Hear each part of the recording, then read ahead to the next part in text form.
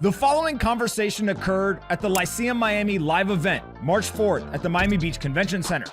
These four individuals are some of the top earning folks from the adult film industry. We have Brandi Love, Lisa Ann, Eva Lovia, and Damon Dice. Now, these four people are pioneers in both technology adoption, business, and their investment portfolios. What you are about to hear is going to be a fascinating conversation in where technology comes from, how to identify trends early, and what these four individuals have been able to do that is absolutely gonna blow your mind. Here is my conversation with four of the top earning porn stars in history. I thought a great place to start would be with a direct connection to the finance world, which most people won't think of here. Does anybody in the audience know Jesse Livermore? The stock market operator, the book, anybody? Yes? So Brandi is actually the great granddaughter of Jesse Livermore, which is one of those facts that when I learned it, I was like, I had no idea. So I think that is a great starting point of maybe how each one of you, if we can just kind of go down the line, we will start with Damon, not Eva. Eva's very, very nervous. and what I'd love to hear is how you think about the adult film industry as a business, and then we'll get to kind of the business and investment stuff you guys do outside of the industry. But like that is an area that I think most people are like, okay, porn, people watch it, no one likes to talk about it. But there's a massive multi-billion-dollar industry at play there. It's like, how have you thought about that aspect of your life? Well, as Kathy Wood was talking about earlier, porn's a big innovator of a lot of technologies and ways that we live our life. Credit card processors, the internet, camera systems, webcams, VR. So a lot of the emerging technologies have come from the adult industry being the first ones to really take a dive at it. So what's unique about the industry, it's really innovative, and we're the risk takers. We're the first adopters of a lot of these things that, the big tech or the VCs, like they're not touching it yet because they want to see how it plays out. So that's what's unique about our industry is we're risk adverse and we are willing to take those steps. Brandi, how long have you been in the porn industry? 19 years. Okay. What is there like in the NFL? It's like 3 years is the average life. What is it that in the porn industry? Do we know? In general, I don't know. I kind of like to think of myself as Tom Brady. I might retire once or twice and come back on the field. You never know. You never know. Man, this panel is exactly what I was hoping for. And talk a little bit, I think, when we think of business, right? How has it evolved over those 20 years or so from like maybe when you started to now? Oh, it's definitely evolved. Again, as early adopters of a lot of technology, it's constantly changing. We've everyone I've listened to today has talked about the bell curve. We go through the same ebb and flow, whether it's new entertainment, whether it's VR, whether it's there's so many things that are constantly changing it. So every 2 to 3 years, I feel like I'm in a new industry. There's always an opportunity for whether personal reinvention or to learn a new concept. I don't know about you guys, but when VR came out, it was like, what is this new thing? And now it's a VR day, no big deal. And regarding the financial and business aspect of it, I personally came into the adult industry career-minded. I didn't plan on sticking my toe in the pool. I dove headfirst and said, if I'm going to do this, I'm going to treat it like any other career, and put together a pro forma in a 3, 5, 7 year and followed it. And I believe that's probably everyone on this panel treated their career as such, not just as a thing I'm going to do for a year or two and see where it goes. We all took it quite seriously, like you would any profession. Lisa, what is kind of your experience on the business side, man? 30-year industry vet. Am I on? Can you hear me well? I can hear, Okay, yes. good. Okay, 30, as I was whispering, I was afraid of it. 30-year industry veteran. Watched it go from VHS, film, DVD, internet, saw every cycle. Early at 18 years old, started to research the industry and realized one thing. This is the most recession-proof option that's going to allow me the financial freedom to do this as long as I want to. And there's so many different ways to make money as a performer when it comes to, I still travel globally to host events and to just do signings. It doesn't go away. It's not time sensitive. There's a new fan every day that doesn't know whether you did this yesterday or 10 years ago. And I just wanted to parlay that life into the freedom as now I'm 50 years old, being able to work moderately but not have to do a lot of things because I financially set myself up for the long term. Mm-hmm. Eva? So where am I again? No. By the way, they told me that they're more nervous because they have clothes on than not, It's which was true. a huge issue backstage, so we're good to go now. Yeah, little wardrobe malfunction, but we're good. So I've been in the industry for about 12 years, and I don't think I initially went in with the same like pro forma, and I'm gonna take this super serious. It was more of like, this is where I belong, and I'll figure it out. I think what I realized very soon after entering the industry is you kind of are forced to evolve as a person because so many people don't accept that decision. So because of the lifespan, which is about an hour, in some cases, a year for some performers, a year is the typical career span for someone entering the industry. So you do this unthinkable thing that people don't want to accept. It's like, what do you do after? Because you closed 90% of doors. Like you can't go be a first responder, a teacher. Like essentially you have to invest in yourself. So I think once I realized that, it's like this money is okay. It's certainly not great and it's not going to be here forever. So what do you do after the fact? Yeah. Lisa, last night we were talking and the CEO of Cameo is going to be on a panel later today. And you said that one of the interesting aspects of being a performer, having notoriety, is it doesn't give you the excuse to just, oh, money will flow in because people know who I am. You still have to have that entrepreneurial mindset. And one of the things that you've done is you've used Cameo to basically host fantasy football drafts. So I actually use it to pull the draft order. And they'll send me, there are 12 teams. I'll go in the DM, who won last year, what's your last place. And I will do anywhere from 20 to 25 of these recordings a day for the entire month of August. It owns my life. Also, so you know, since I retired, I do sports radio, fantasy football, sports betting, all this. So it kind of really ties in. I brought my male fan base from the adult industry into following me doing sports radio since 2013. So it is a lot of people that have listened, but the draft order thing is so nuts. It is so much work. They're 8 to 10 minute videos, which we know cameos are usually like 2 minutes. But I put my heart and soul into it because I love a good fantasy football draft. And I love the smack talk. I love to give tips for the first round, who I think you're going to take at that spot. And it's just given me a connection with fans. Remember, these men and women that have watched me for years, they've also grown up with me. You know, getting in the early 90s, and now they're watching my new life, and they're like, no, this is really cool. Like, we watched you, and now we're here with you doing this, and there's no reason to feel like you have to hide and escape. Once you own it, and you're like, how do I transfer this ownership of this into my next thing while still having a ton of pride for the fact that I had such a great career in the industry? Yeah, that's amazing.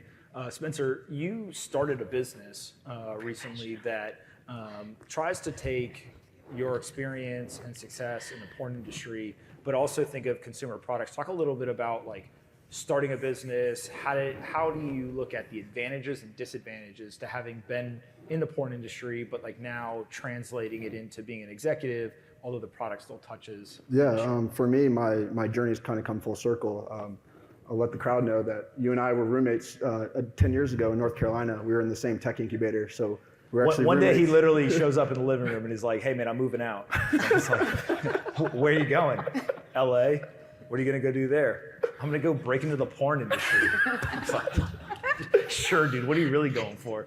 And here we are. Yeah, so so it's funny, things have come full circle. At the time, I was a startup tech entrepreneur, started a live streaming app in the hospitality space, and I started using porn and webcamming to help fund my startup. So, you know, I was able to learn the business side and kind of how to, you know, really just survive. I used my, you know, sometimes you got to take that risk. And at that point in my life, you know, I was working 3 jobs. I was paying developers to build my app over $100 an hour. This was 2012 when, you know, there was only a couple app developers out there. So it was about survival and resilience. And I did end up moving out to California. And, you know, I've always been an entrepreneur, and, you know, being able to leverage my connections with the adult industry, like they said, it's really helped me develop businesses. Currently, I'm a co-founder of a condom company, the fastest growing condom company in the US called PS Condoms. On that same note, Brandi is one of our investors.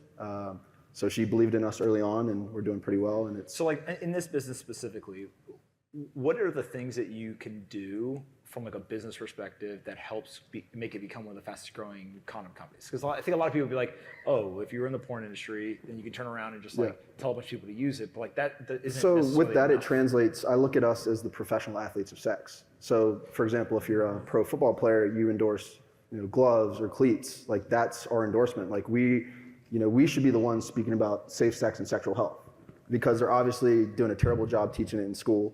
I tell people the last place where you want to learn about sex and sexual health is watching porn, because it's basically, at the end of the day, it's a movie, it's not real life. So people try to go to watch porn to learn about sex and sex ed and all that.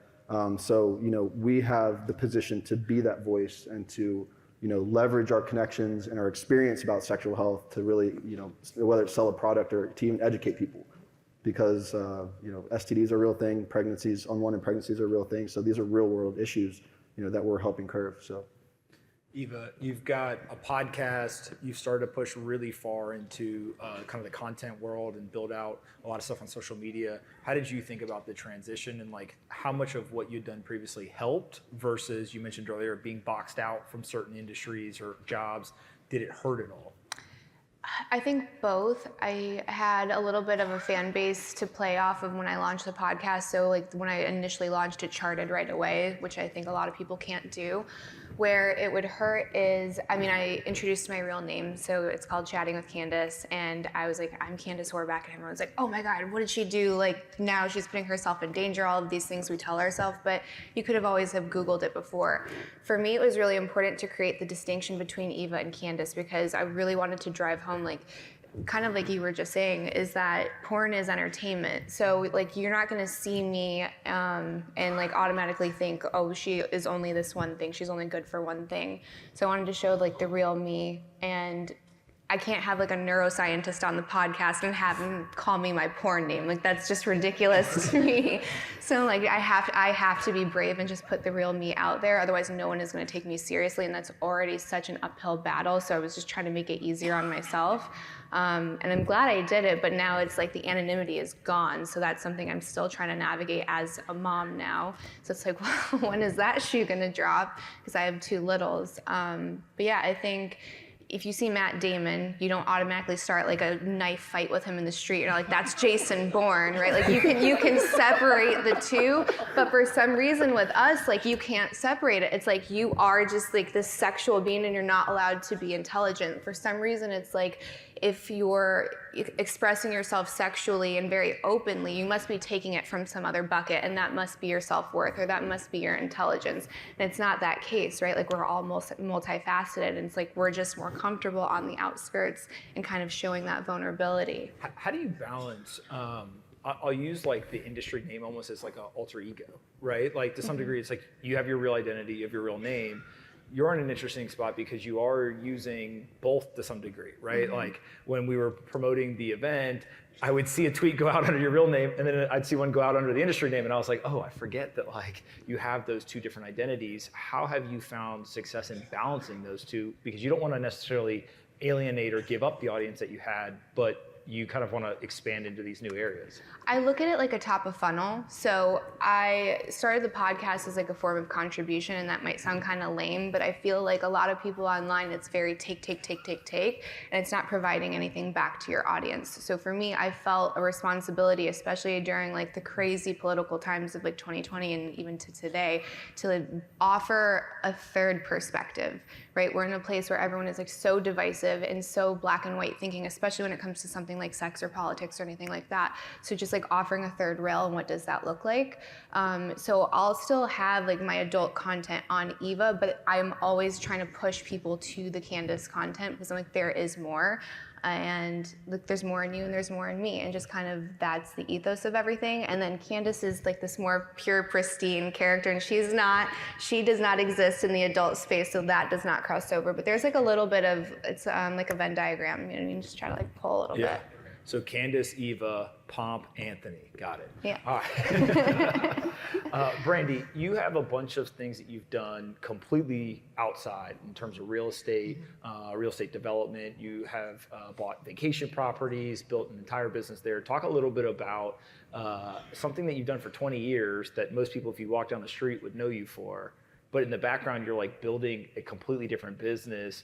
Is there issues and challenges there? And like, how have you used the experience that you had in the industry for the benefit of actually building out on the real estate side? Well, to Candace's point, nobody knows my real name other than my great-grandfather, my maiden name, but my face is Brandi Love. They go side by side. So regardless of what I call myself, publicly, it's Brandi. So there have been times in our real estate business where we go to purchase a home, because we do both renovations and vacation rentals, but there's always a renovation involved in the process. We buy the home or put in a contract, and we're excited. It's a perfect house. We've already started to develop its concept, what we want it to look like. And our realtor will come back and go, guys, I don't know how to tell you this, but they won't sell you the house because we were Googled, and they don't care for my other profession. First time it happened, it was a little like I wanted to dig my heels in and fight, because it just feels so wrong. It is wrong. And then you realize, you know what? I chose a profession that is controversial. Not everybody is capable of managing it in their own minds. It's gonna happen. And in the course of 10 years that we've had the real estate business, we've lost 2 homes to purchase, and we ended up selling a vacation home because the neighbors made it such hell. They made it very clear that they were going to ruin our guests' time and that they were going to make every part of the process from renovation to leasing an impossibility. I used to get ulcers driving down the street. It was so uncomfortable. So you cut your, it wasn't a loss. We still sold it for a profit, so that was good. But you need to know when to just walk away. And that has to do with choices that we made to be in the adult industry, which I have zero regrets regarding it. However, you have to know that there are going to be some challenges or roadblocks from people who don't want to accept that you could be more than, or guests that show up and you any questions? Here's the TVs, here's the AC. And one of the members of the family is going, and you just kind of look at him, you're like, keep going, keep moving. You don't call them on it? No, I don't. Do you know how many people in the audience do privately messaged me and was like, I don't know who these people are? It's cool, it's totally cool. But the business aspect, I think somewhat through DNA from my great-grandfather, my grandfather, my father, all very brilliant business people, the entrepreneurial spirit. I was born with it, thank God. My husband of 28 years has the same zest for life and business. And his professional career with my professional career pre-adult, it created the career for the adult world. And then we just parlayed that into real estate.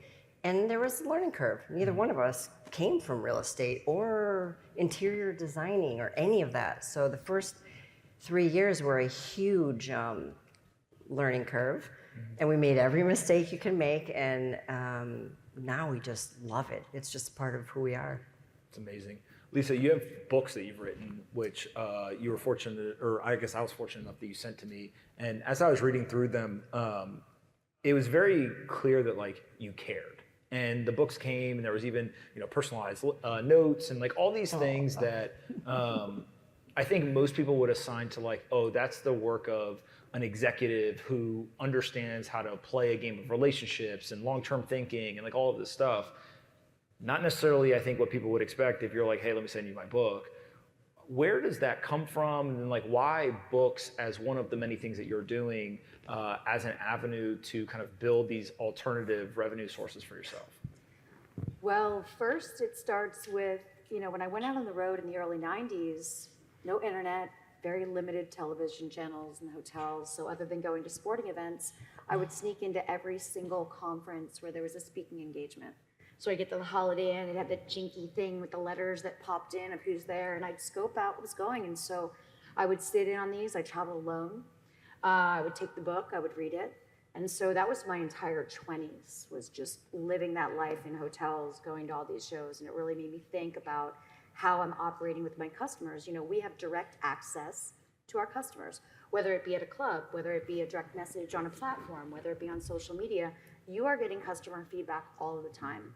And so I took what I gathered from the smartest people that I got to listen to, and what I saw from the people that I was meeting and having these interactions with, was putting these two things together is so fulfilling, because you're surprising people always. People think of the lowest common denominator when they think of people in the industry. Their expectations are so low that you can always over-deliver.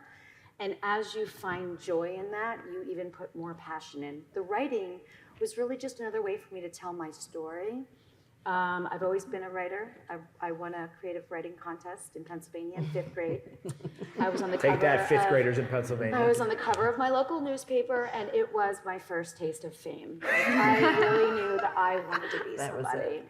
And it's a passion of mine. I love to read. So I thought, well, this is another way for me to travel the country and do events, do signings, network with authors. I self-publish.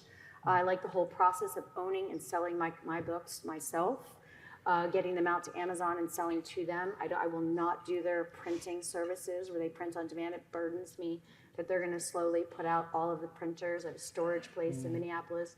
They distribute for me. So I like that I'm adding to the economy by having businesses that rely on other people to have jobs to help me fulfill those businesses. And so it just keeps me always growing in different directions. The niche of fantasy sports and sports betting, though it's growing, it alienates a lot of my fan base that might not be into sports. There comes the podcast.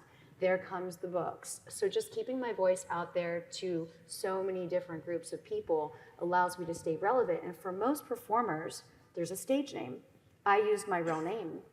You know, in the 90s, we thought this is VHS, they're gonna all break, nobody's gonna know who we are. There's no internet yet. Nobody recognizes us anywhere, because they had so much hair and makeup back then. And everyone used their real name. And it's a strange thing, because I get both perspectives, but this has been my whole life. And it really, truly is who I am. And I'm so glad that Lisa Ann is just one person. I don't think I could manage two. And because I do get recognized everywhere, it would be real, like, oh, hi, Trixie. It's like, no, I'm at the airport. My name's Lisa Ann. You know, it's the same. But writing has been a great outlet for me to challenge myself as well, because it takes patience. It takes time, and it really makes you dig deep. And the first book shares my experience of getting into the business and getting out of the business. My second book shares the experience of how I've evolved since I left the business, what I've learned, how I probably appreciate the business now more than I did when I was in it, and how there's so many traps. And I was very lucky to never be driven towards a trap in the business. If it becomes a lifestyle instead of you creating your future lifestyle, it's a problem. Explain that, because I think one of the things through my private conversations with each of you, and also a couple of comments you made here, is this idea that like this was a stepping stone to capital, which then allowed for building businesses or investment portfolios. When you say that it could have became a lifestyle, but instead it was for your future lifestyle, what do you mean by that? Well, you know, it's a social lifestyle. A lot of celebrities will reach out, athletes will reach out. You can just be going, seeing people doing things. The drugs are present, and that's toxic. Alcohol, any sort of a trap. If someone is just on the edge, it is not a business for somebody that doesn't have a strong mind. There's traps when it comes to spending. I mean, you'll see, I had an agency for 4 years in the industry. It was the absolute worst job I ever had.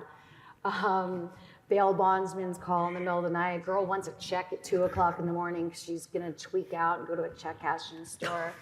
And I would see girls that couldn't pay a 10% commission, but they had $20,000 on their person, from their shoes, their purse, their sunglasses. And so I would say to them, this business isn't for you. Yeah. It's a lifestyle to you, and it's gonna ruin your life. It has to be a future lifestyle that you're creating by saving, investing, learning, you know, and planning for what will you do when you are, like you said, 90% of the workforce is not hiring you. And when you are in that workforce, when I first started working for SiriusXM, I remember the anxiety I had my first year of meeting people and thinking like, what do these people think about me? And I realized that people are human, and it's how you present yourself. and you can change someone's mind and open their perspective. Yeah, it's the reason why I thought thinking of this panel specifically as reinvention, right? And something that you guys all have had to constantly do, both in the industry but also outside of the industry. Eva, one of the things that most people who have a company or founders of tech companies would talk about is like customer feedback. You ain't got to go far in the industry to get some sort of feedback. How did you think about what feedback to listen to and what feedback you could ignore, right? Because if you get on Twitter or you get on Instagram or something, I'm sure people are going saying all kinds of crazy stuff from I love you to I hate you, all the different things. But then there's also like industry specific. There's porn sites, there's probably direct emails that you're getting, like all this information. How did you sift through it and know like this is worth listening to and this isn't? So I try not to read the comments too much because it can be very overwhelming. People are not. You guys take that to a whole nother level. I try to think of myself in a situation where maybe I was disappointed in a business experience or some kind of transaction and how I would show up in that experience. So if I'm trying to offer honest feedback for a restaurant and in hopes that they do better, I'm going to present that in a certain way. If I'm trying to burn that restaurant down to the ground on Yelp and leave 5 pages of why my chicken wings were not right, that's maybe not something to listen to. That's not a healthy form of feedback. So I think you can really quickly gauge, is this person trying to help me, maybe fix a shortcoming or do better, or are they just out for blood? And you have to be able to sift that very quickly and not take it personal, which is you're trying to ever evolve to that point, because some days you're I've got this, I can read any comment and it's not going to faze me, and then other days you'll be crying, why is this happening? Yeah. So yeah, just try to be mindful of that. How's it to be a guy in the industry? God bless you, ladies, because I see what you guys get in the inboxes, the DMs, all the comments. Us guys, we have it way easier. So I bow down to you for what you deal with your fans and the haters and whoever. For me, I look to pro athletes, kind of how they handle themselves. Because they have a bad game, they're getting blown up on not only national television on the sports channels, but their Twitter, their DMs, their family, their cousins. Everyone's getting hey, you suck. So it's you gotta overlook that stuff. It's mental toughness. It's kind of just overlooking it, because at the end of the day, these people, they don't know who you are. They don't know what you're going through. Maybe you had a bad game because you had an injury. It's just, there's so many different factors to it, and it can be tough. So, and I know a lot of my peers, they'll get bogged down by these comments. But there's just some it's internet trolls, and it's just what it is with the internet. Pre-internet, there wasn't really. Were you guys getting mail? Yeah, I did a fan club by mail. Get fan mail. I was the first one of my friends to have a computer. I learned print shop. The newsletter went out every month. I would send my mail. Yes, I did. I sold stuff by mail. Lisa Ann pioneered the newsletter business. I am old, okay? Brandi, one of the things that most people in the tech industry is aware of is OnlyFans. And they've at least read a headline about it. And we were talking backstage about this idea that there are now subscription businesses that are popping up around newsletters, podcasts. That has very much become a thing as a business model. OnlyFans didn't necessarily start out for adult industry members, but I think, as you said, once you guys took over that real estate, OnlyFans became a much more successful business. How has that shaped the decision making that people have in the industry? Are people saying, hey, look, maybe I actually don't need to go and participate in these shoots or do these videos because I can go direct to the fans? Or what's happened there? Maybe I may have an interesting perspective or different. I do both. I still go out to LA and I shoot the pro scenes for multiple reasons. One, I still love it. And 2, I'm not ready to walk off the field.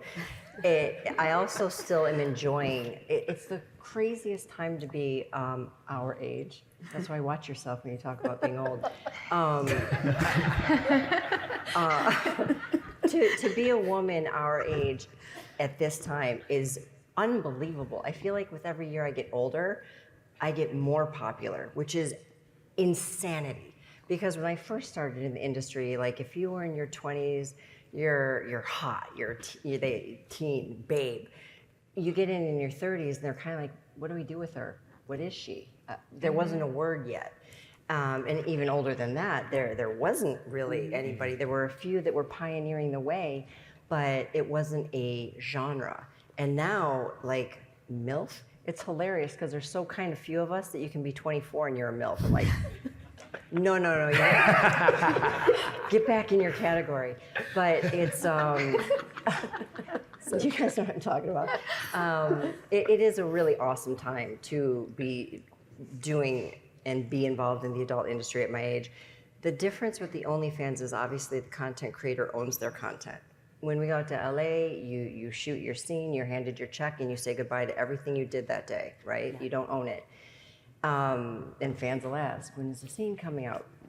I don't know. I don't get that information. I find out when you find out. Whereas on OnlyFans, the daily conversations, the private DMs, which can go a million different directions, the custom content that you're creating for the individual fan, plus the weekly content that you're dropping 2-3 times a week that is your own content that you created either by yourself or with other industry talent. So I find that multiple revenue streams are always welcome. And this time in the adult industry and in non-adult, there's rock stars and chefs and artists that are on OnlyFans utilizing this revenue stream. So I find there's great benefit to doing both for me right now. Got it. And Lisa, I think you were telling me that there's chat functionality on some of these that you've used with great success. Can you explain a little bit as to like what is going on there from the creator standpoint? So you can set up your OnlyFans direct message to charge per text. You can go back and forth. You can sell things through the direct message. So I use the platform still to this day, even though I don't shoot new content. I use it as a library for everything that I own because I owned my own content for about 15 years before I retired. I had a production company. And when the tube sites really started to show, in say 2006, 2007, a lot of companies were going under. And so I went to those companies door to door and was like, hey, can I buy back all my scenes with the paperwork? So I took everything off the shelves that was just going to be done. I won't chat for free on weekends, so I set up a thing every Saturday morning. I do a voice note group like, hey, it's the weekend. We should all be getting out. This is when you should go out and meet somebody. I'm trying to really bring that, like, have conversations with women because there's a lot of just really lonely men in there. But I still do get messages, and they will pay me to respond on the weekends. So I look at it like, hey, if I can make an extra $500, $1,000 Saturdays and Sundays just by responding to messages because I don't sext. I don't have personal conversations. I keep a very strict kind of rules of like, hey, I don't want to form a relationship with you that is dishonest. And I felt that very young. When I was dancing and I was a house girl, I felt there was a game of manipulation with the industry that I didn't want to lean into. And that's why I started to do porn, because I wanted to feature dance. I wanted to go on the road, to be a limited time offer where I'm in each club for a week, a weekend. I make a ton of money, I leave. I don't have to do that mind game. And so I'm the same with my direct messages there. I use the Cameo direct messages to get closer with my buyers. So any platform that has a direct message feature is really, you need to utilize it, because utilizing it is building that bond. Somebody sees their message, oh my gosh, she messaged me. It's such a big deal to them. And I would say I probably put about 2 hours a day into messaging back on all of my platforms. And when you talked about comments, the most important thing I ever did was hire somebody, which I still have, that just deletes negative comments for me. And so when my stuff gets posted on YouTube and we have stuff going out, podcasts, what have you, she'll give me a clearance time. We're like, all right, the streets are clean, because we call it cleaning the streets. She's like, all right, the streets are clean, you can go. And then it only allows me to engage with my positive interactions. It's not that I don't want the negative feedback. I just know the toll that it paid on me the first 10 years. I allowed it in my brain. And I was like, this isn't making me grow. This isn't making me better. This isn't helping me succeed. I don't want to feed in. I don't want to clap back. I don't want to waste time. So I have someone that does that. And it's a game changer when it comes in. With OnlyFans, you can block people's messages. There's certain words they can't send you. There's certain words you can't send them. So I just keep that as something that's like, it's a tool. Only 2 hours a day will I do it, but it's a tool. What I find interesting is many people here who know me or have listened to a lot of the content, I'm obsessed with like the early 2000s, late 90s rappers. I think that they ended up being some of the best entrepreneurs in the world, right? People are laughing, but like they're all billionaires and we're not. So, right? Like, they did something right.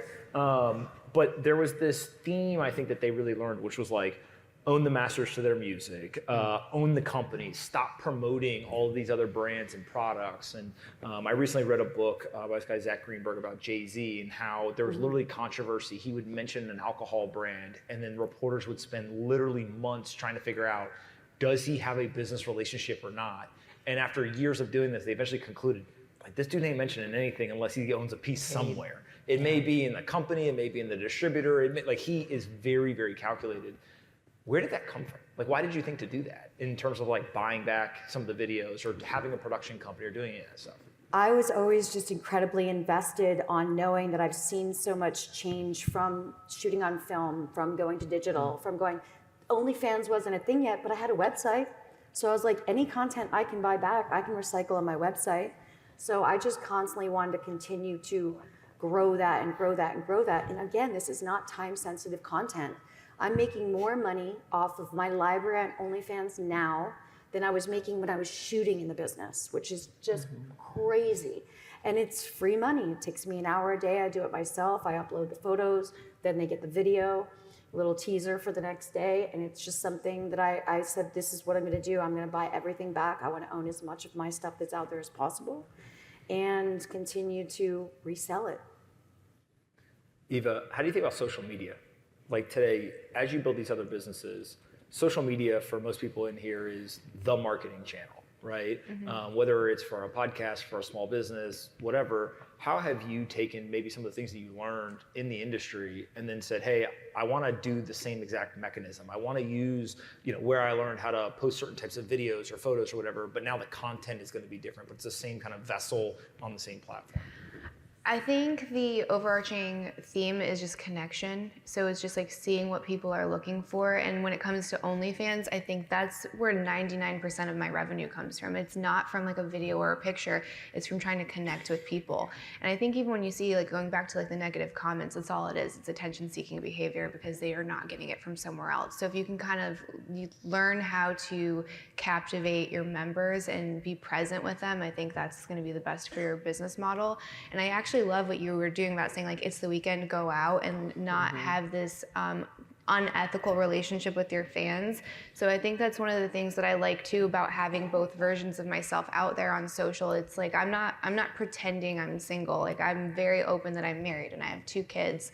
And I share that side of my life as well. So if I'm participating in like a sexting thing, like we're both aware and like consenting that that's what it is. You know what I mean? It is entertainment, it's fantasy, like this is not real. And like go out and meet a real girl, like go have a real conversation, find a hobby, invest in yourself too. Like I think there's this idea that porn is bad in general, but it's a tool like anything else. So if you're over consuming anything, it's gonna be problematic, just like social media. So use it like a tool and don't let that tool use you, and then, best practices. Yeah, I think that makes a ton of sense. Spencer, as you raised money, obviously Brandi invested, but I'm assuming you talked to other investors.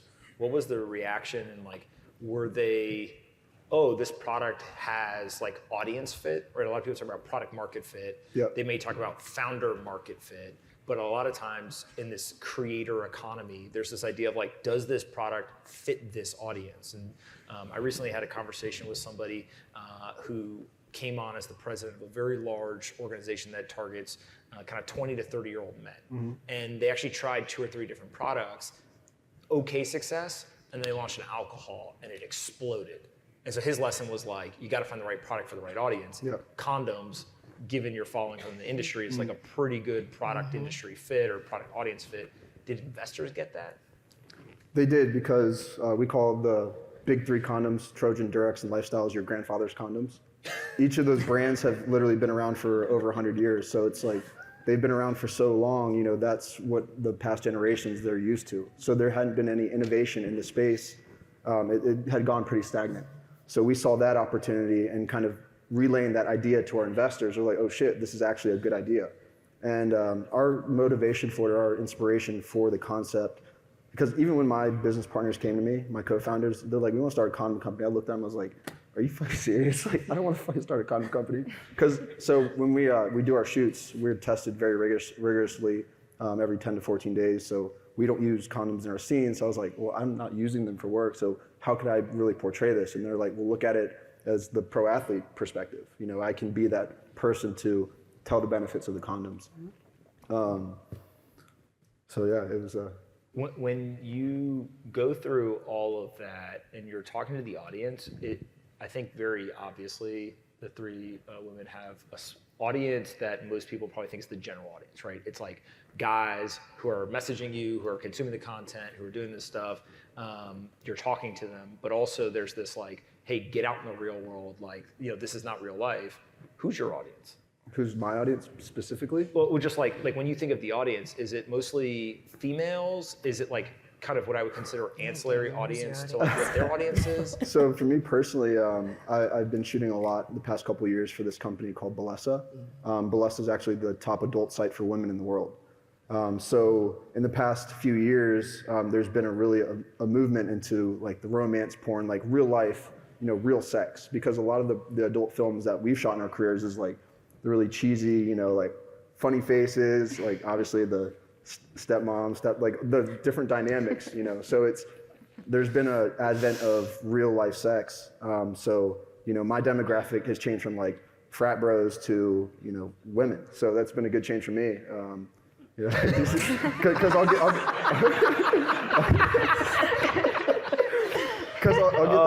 get the craziest questions from the guys ask like crazy things. So it's, you know, it's a different The audience. guys ask crazy things? Yeah, they're like, all right, they're asking me sex tips and stuff like that. Women are, you know, a little more respectable. And Brandi, you still shoot professionally. Mm-hmm.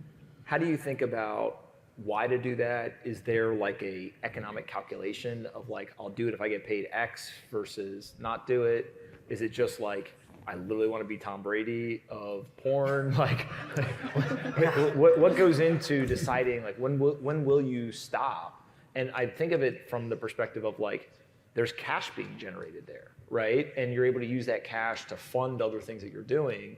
And so that there's as much of like a personal decision as a business decision if you want to stop doing it. It's both personal and financial in the sense that, again, I'm not ready to retire. I'm still learning about myself. And for me personally, growing, I can't tell you how much I've grown individually, learning about myself through the adult industry. Like, people say all the time, like, do you have any fantasies you haven't done yet? Well, yeah, of course. If they were all succeeded, if I'd done everything, I'd probably retire. It's part of the process. I believe I'll know. I still have a set of goals, things that I want to do that I haven't done yet. Those are going to happen.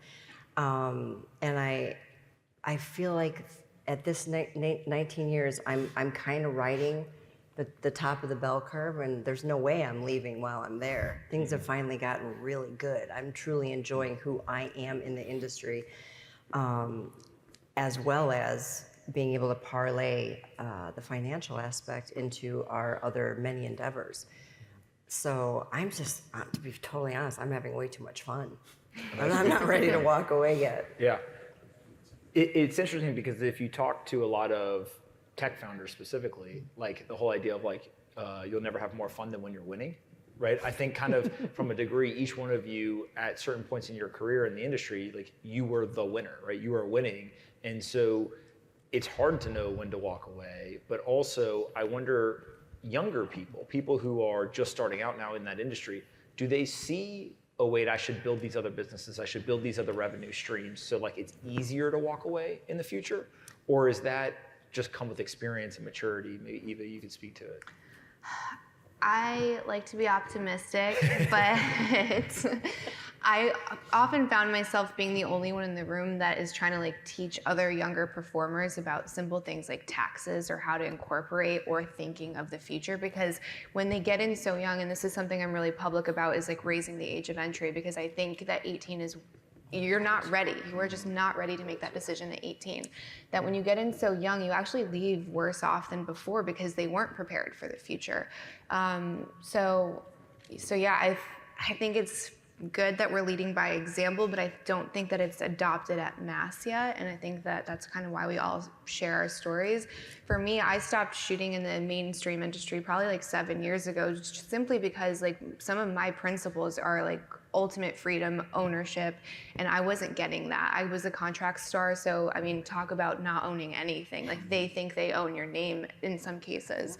So I just had too many bad experiences where I wasn't like modeling the behavior of my values, and then that's why I left, because I'm like, I value ownership, I value creator forward thinking. We started an agency about like 2.5 years ago that helps creators with their OnlyFans accounts. And the thing there is like, you just see, for some reason, there's like almost like this mass hypnosis that these agencies and companies have done to these younger performers, where they think that their value is tied to something else and not owned by themselves. So we're trying to like just within our own ecosystem kind of take out those bad ideas and instill confidence and like forward-minded thinking. Like, what are you going to do with this money in the future, right? Because it's going to go away, and maybe not with AI, right? We see ChatGPT and AI, and maybe you can live forever as like 30 or 40 or 50 or whatever you choose. But just to think like, how can you create this as a stepping stone and not like this is your end goal? Mm-hmm.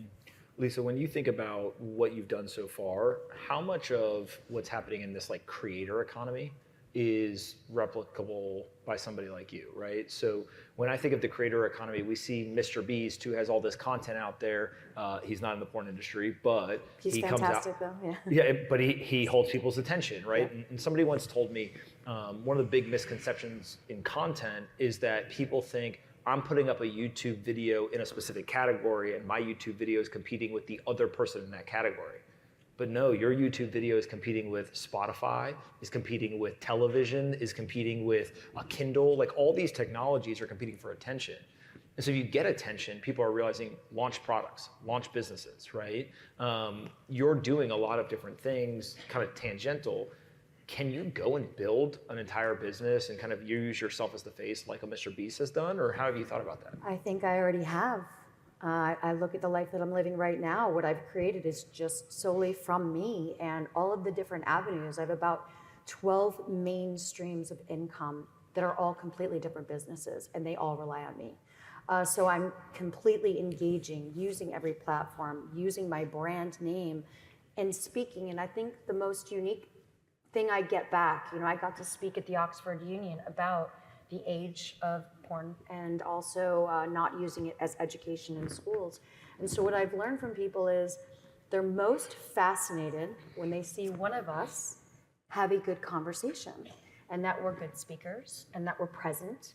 And so they've only viewed you one way from that link that they saw on that tube site. That's their first impression. First impressions mean a lot. I get that. It takes us a little bit longer to pave that way. But now that I'm there, I quite often will say to myself, like, I just can't believe you've done all of this from like starting at a strip club at a go-go bar. Like, this is wild.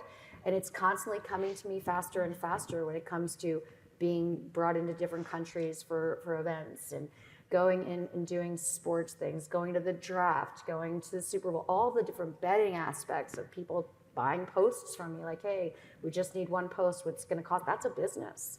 Mm-hmm. Social media has become such a stream of income for me, it still blows my mind. So I do think it's possible. I think the branding is the most important part, and staying true to who you've been from the jump. I grew a lot in the industry. The industry taught me who I was, really showed me a lot about myself, what I do and don't like, but here I am, just my own business who can get involved in anything, just using my brand name. Yeah, it's amazing.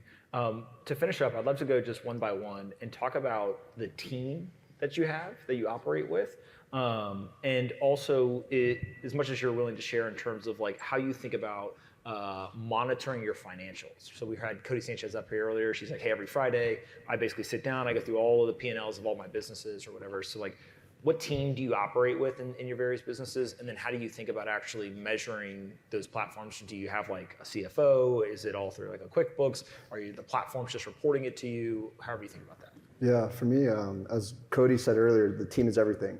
It's hard to come across a good team, but fortunately enough for my situation with PS, our team is solid.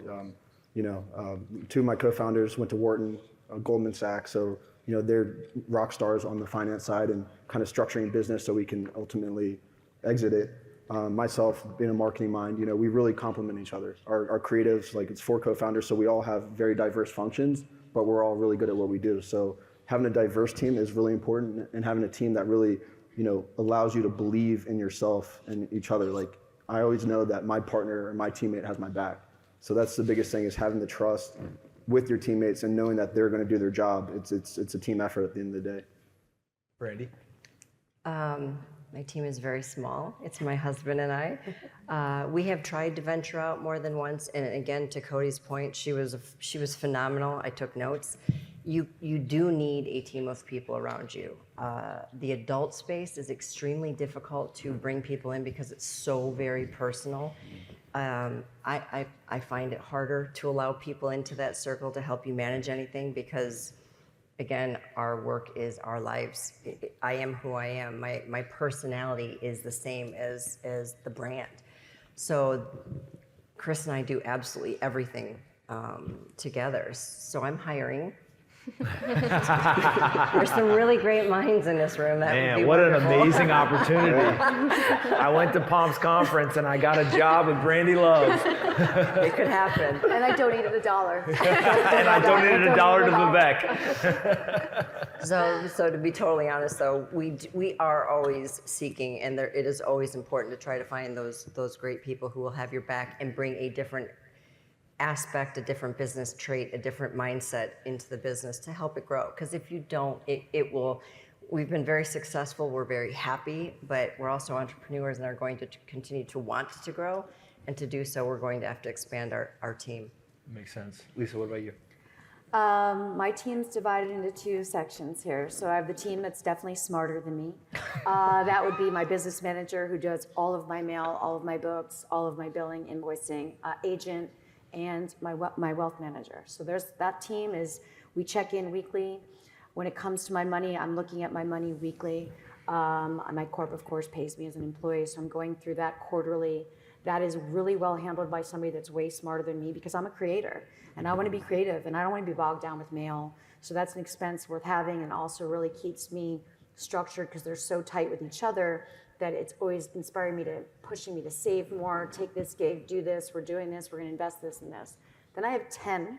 I manage a team of 10, all women, and they do everything with me from content creation, editing, social media, assistant work. Like, that's my team. So I do have a nice, robust group, and I like to know that I'm helping other people be fed. That's really important to me. I love making sure other people are fed, that they're paid well, that their invoice is responded to immediately. Young women, especially creators and editors, have come to me and said, like, it's really weird being an independent contractor as a woman because men will get paid first. Like, if a business is doing their billing, they'll be like, oh, I'm gonna pay this guy, whereas women will be last. So I've always brought my team to be a female-based team, and they know through me, they'll get a lot of other gigs through other people, but it's nice to have a team that knows my voice.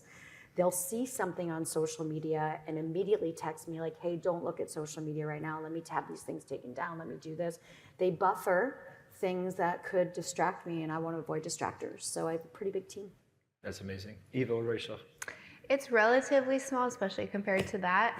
I call my husband the master of coin from Game of Thrones. So he does most of our investing. I think the thing that we collaborate when it comes to that is we only invest in companies that we believe in their mission. So we don't just like bet on a sure thing. So where our money goes, I think, is really important.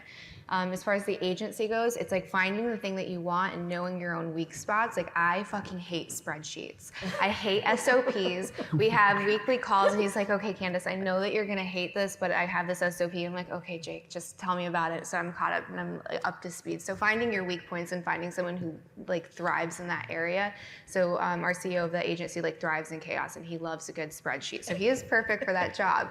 Every Wednesday we go through all of the accounts that we help manage, my account specifically, and how the agency is doing, and you know, as we bring on new creators, what that looks like. My husband tries not to tell me too much because we have a lot in crypto. So he'll tell me when it's a good day, and then the rest he's just kind of quiet. And I'll just like look through the memes, and I just know where we're at. So like it's okay. We have a plan, and we're gonna hold. So that's where we're at. But yeah, I'm more of the visionary. But when it comes to the crypto, again, it's investing in what you believe in, which is like sovereignty and freedom and being censor proof and all of that. So yeah, it's pretty small, but everyone's very important. I just love, as I talk to you guys, like these are the same exact stories, trials, tribulations, successes that small business owners, tech entrepreneurs, crypto investors, like there's a lot of people who look at the memes and as they're trying to figure out where we are, right? Yeah. There's a lot of people who like certain parts of their business and don't like other parts of the business. And so I appreciate all four of you coming today. I think that people hopefully understand that like, if I can take it as far as like, I actually think the porn industry invented the whole creator economy, and you four are great examples of that. And it is this weird thing where as you all progress in your careers, you just kind of hammer home more and more and more like you're an entrepreneur. And what you did before is, you know, a decision that you made, something that many of you really enjoyed doing. You learned a lot about yourself, all this stuff. But it provided this platform that all four of you are grabbing. And so I appreciate you guys coming. Hopefully everyone learned a ton, but I don't got anything else for you guys. So thank you.